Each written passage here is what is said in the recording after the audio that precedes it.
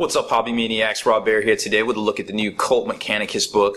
This is really interesting that they kind of came out with, Adeptus Mechanicus book, hot on the heels of what came out, the Codex Scutari, back a couple months ago. So, really interesting to see. Of course, it's Codex Adeptus Mechanicus, Cult Mechanicus, whereas the other one was Codex Adeptus Mechanicus Scutari. So, kind of along the same lines. Obviously, you can use them together, Forces of the Imperium, Battle Brothers, all that. But, this is very similar, but yet very different to that book that came out. Now, we're looking at roughly an 80-page book that is roughly 30 pages less than the normal codex size, which is usually 110. We've been seeing 120 here as of late. I think the LR1 was a little bit bigger. So kind of don't really know what the norm is anymore. It used to be in the past, the codex was roughly 110 pages, like I said. So this one's a little bit less. It is a little bit cheaper. Now, some interesting stuff, of course, you got the full color graphics, the embossed cover there, really good looking layout, all that hardcover hotness, it's just so much goes into making a book, from all the editing to the typesetting to the, fresh graphics. There's nothing old in here. It's all brand new graphics, stuff we haven't seen before. Like, the symbol, it's all this, all the models, obviously, all this stuff in here. Now let's kind of take a look at the title page here real quick. Just some quick, hey, what's going on with this? Now, we saw this a while ago. It started, produced by Games Workshop in Nottingham. There wasn't a particular artist or, author kind of credited with, maybe they wrote the codex. Then we saw Matt Ward get a lot of hate way back in the day. And, I'm sure they're very cognizant of that. They don't want to create a backlash. But, it's really interesting to see that, they keep going with this whole, like, hey, it's, it's made by Apple in California kind of thing, like exclusivity, but also kind of vagueness. So you don't really know what's going on. You don't know to put a particular blame on somebody if you don't like how they, did your codex, I guess. It's kind of like blaming Metallica because they put out, quote, a bad album or something like that, I suppose. But, that the haters are always going to hate. We get that on the channel here sometimes, and, you're going to get that in life. That's just the way it is. Now, I did notice the past three books we've reviewed on here. The first one, well, the first of the three previous books that we reviewed on here was printed in Nottingham. And then we go to, it was printed in Dubai, or actually it was United Arab Emirates. And now this one, we're back to China. And a lot of, watchers on here, and it would be really interesting to see what you guys have to say about where it says your book was printed at. I'm wondering if they ship, certain books to certain areas in certain countries, or whether they're just, hedging their bets and getting a bunch of books printed here, books printed there, to try to keep up with this demanding release schedule. Like, maybe it's just tough to get one printer to print out so many books so quick that they're having to source it from different, printers that they've worked with in the past. Don't know the exact reasoning for it, but it's interesting to note that, we've had 3 books. I have seen, at least on my end here in the southern United States, that there's 3 different, places or printed, countries of origin, I guess, basically, for lack of a better term. So, does it mean anything in the long run? Maybe not. But it's interesting to kind of keep track of, because we know there is a problem with counterfeit books coming out of China. We saw a lot of leaks earlier in the year because of that. So, like I said, a lot goes into these books. Kudos on Games Workshop for putting out so much awesome stuff. The layout is amazing. All the graphics are fresh. We don't see like older stuff regurgitated. I didn't even see anything in here that I noticed from the Scutari book. It was really interesting. Full bleed stuff. Lots of fluff, lots of stories. Then it goes into the section, well, I guess we can kind of break it down here. So you've got, basically it breaks down all of the units in the book here, and some extra kind of like little fluff areas about them. Then it goes into certain forge worlds that a lot of these guys are going to come from. Then it gets into the section where all, the pretty painted pictures are about the White Dwarf guys. Then the factual forces, the data sheets themselves. And of course, all the formations in the back. Formation/detachment is going to be at the front. Then you get into the appendix, which is pretty much all of your rules, and then the new tactical objectives in the back, and then the profiles themselves. So that pretty much makes up most of these codex books we've seen from Games Workshop. So then you get into the section with the actual units themselves. Now, I noticed, I just was flipping through here. Obviously, I haven't had time to read it. Obviously, I haven't had time to read a lot of these books. But I did notice this really amazing picture that I really enjoyed. And I was like, hey, what's that story over there? And then I read it. And I'm just going to kind of leave it up here for you guys to read. maybe you just freeze the frame there and kind of read it, because it's a really good story. And then I'm not going to spoil it for you, but what is said right here is really interesting if you follow a lot of the 40K lore and kind of what happened in the past 10 years with some of the threats to the galaxy. So very cool stuff right there. Hopefully you enjoy the story as much as I did. Then we're going to get to the section where it shows you the profile views of the different craft worlds, goodness, the different forge worlds. And I have to admit, one of my buddies, Fallen Cypher, he really likes Rizza. And let's see if we got them in here, because they are super awesome orange. And let's see, I guess that would be it right there, but they didn't really, oh, there it is. How awesome is that? Could you imagine an army running around like that on the tabletop? That would be so awesome to paint.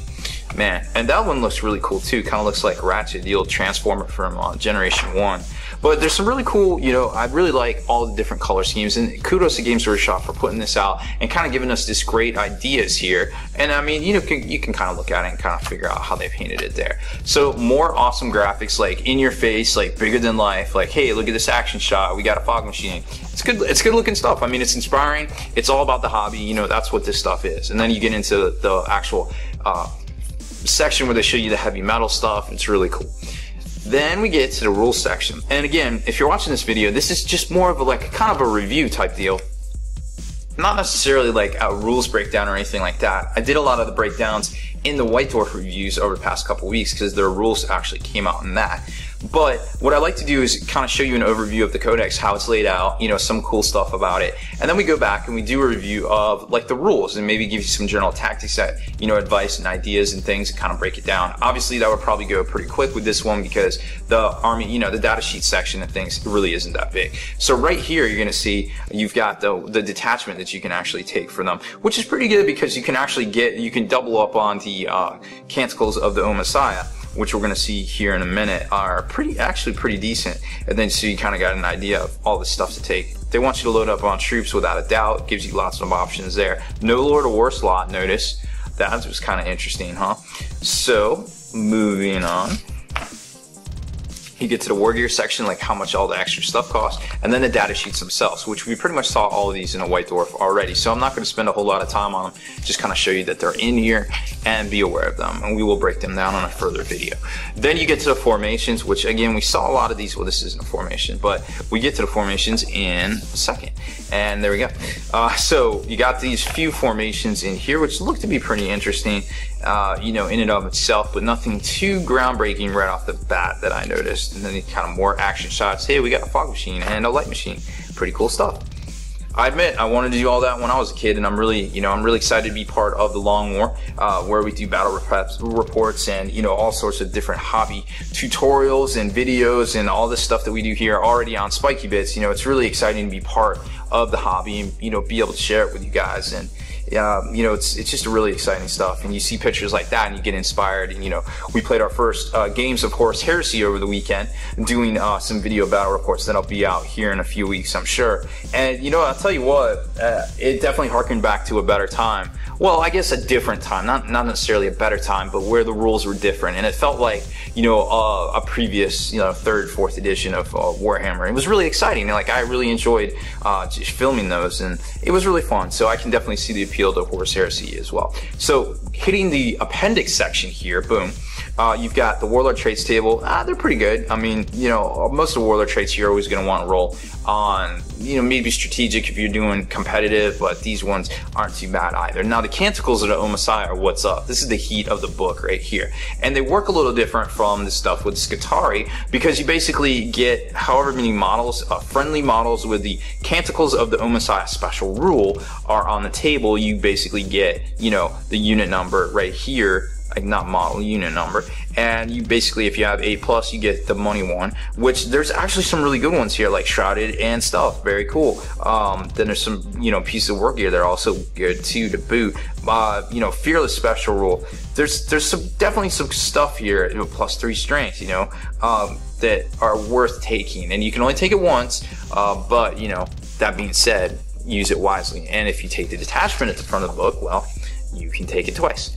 Well, just one of them. And then you get into the melee weapons, especially as your war gear. Again, not going to spend a lot of time, but when you're reading the books, I always like to start at the back here, so I'm not flipping. Now granted, there's only so many units in this book, so you wouldn't even be flipping that much. But, you know, that's just, I like to stay in practice. Here is the, you know, basically the relic section, the highly upgradable stuff, and then the tactical objectives as well. So this one's kind of cool. There's a Rod of Arcan Land that gives you, it will not die special rule. You know, I think it's pretty neat. And then there's the Uncreator Gauntlet, which I thought was actually pretty cool. You can, basically just say, if you're in base to base something, which basically means you need to assault it, because, you know, you can't otherwise be in base to base with something, but you can either restore, you know, depending on what you roll, up to D6 hull points, or take D6 hull points from something. So that's kind of an interesting mechanic we haven't seen before.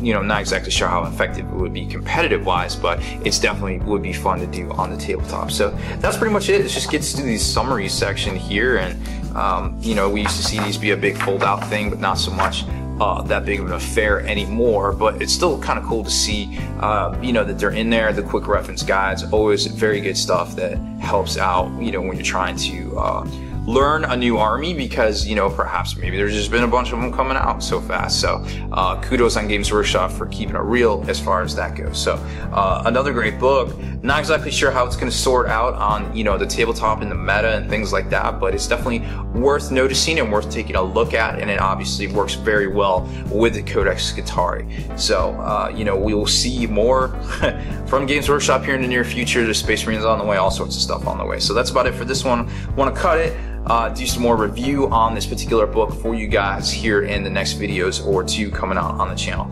Speaking of the channel, if you haven't done so already, make sure you subscribe to this channel. Check out the blog, spikybitsblog.com, and head on over to thelongwar.net. That's the home of the battle reports. We also now have exclusive webcasts over there. We do a weekly webcast as well as a weekly podcast on tabletop wargaming. You know, all sorts of different stuff in there, and you know, it's just really fun time. We hope you will enjoy it. Make sure you check that out. It's on iTunes, and you can head on over to thelongwar.net and find the link to it as well there. So for exclusive content and early access videos, head on over to thelongwar.net and become a veteran today. Yo, Hobby Maniacs, thanks for checking out my channel. Don't forget, there's tons of other tutorials, unboxings, and tips and tactics videos on here as well. And make sure you visit my best friend Kenny B's fresh hobby channel over on Next Level Painting.